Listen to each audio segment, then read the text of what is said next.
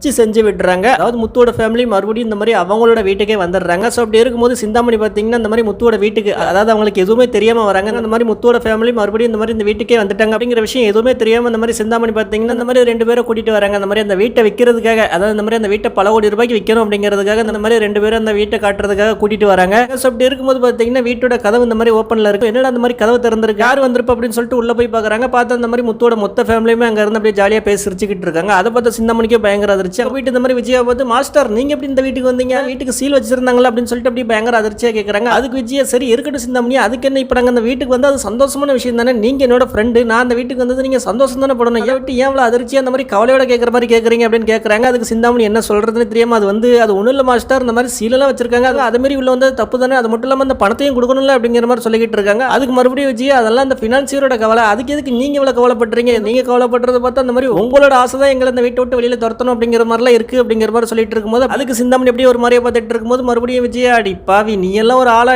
நீ எல்லாம் எனக்கு ஒரு ஃப்ரெண்டா கூட இருந்து எவ்வளவு பெரிய ஒரு வேலை பார்த்திருக்கேன், எனக்கு எல்லா விஷயமும் தெரிஞ்சிருச்சு, நீ தான் இந்த மாதிரி உன்னோட பணத்தை அந்த ஆள்கிட்ட கொடுத்து இந்த மாதிரி வீட்டு பத்திரத்தை வாங்க சொல்லியிருக்க, வாங்கி அதை நீ வச்சுக்கலாம் அப்படின்னு நினைச்சிருக்கேன், எவ்வளவு ஒரு கேவலமான திட்டம், எப்படி என் கூடவே இந்த மாதிரி நல்லா சிரிச்சு பழகிட்டு இந்த மாதிரி ஒரு விஷயத்தை பண்ண முடிஞ்சோன்னால அப்படின்னு சொல்லிட்டு இன்னும் அப்படியே பயங்கர கேவலமா அப்படியே திட்டுறாங்க. திட்டிகிட்டே இருக்கும்போது இந்த மாதிரி சிந்தாமணி பேச வரும்போது இந்த மாதிரி விஜயா, இந்த மாதிரி எதுவும் பேசாத, என்னோட வீட்டில இருந்து நீ எதுவும் பேசக்கூடாது, மரியாதை அந்த மாதிரி இப்போ வீட்டில இருந்து வெளியில போகல அப்படின்னா நான் ஏதாவது ஒன்று அடிச்சு இந்த மாதிரி கழுத்தை பிடிச்சி வெளியில தள்ளுவேன் அப்படின்னு எனக்கு தெரியாது, மரியாதையே வெளியில போயிரு அப்படின்னு சொல்றாங்க. அவங்க மட்டும் இல்ல, இருந்த முத்து மீனா சுத்தி இப்படி எல்லாருமே பயங்கரமா திட்டுறாங்க சிந்தாமணியா. அதை கேட்ட சிந்தாமணியா, என்னடா இதுதான் சொந்த காசுல சூனிய வச்சுக்கிறதா, நம்ம பணத்தை கொடுத்து இப்படி நாமளே கேவலப்பட்டு போறோமே அப்படிங்கிற மாதிரியும் பார்த்துட்டு இருக்காங்க.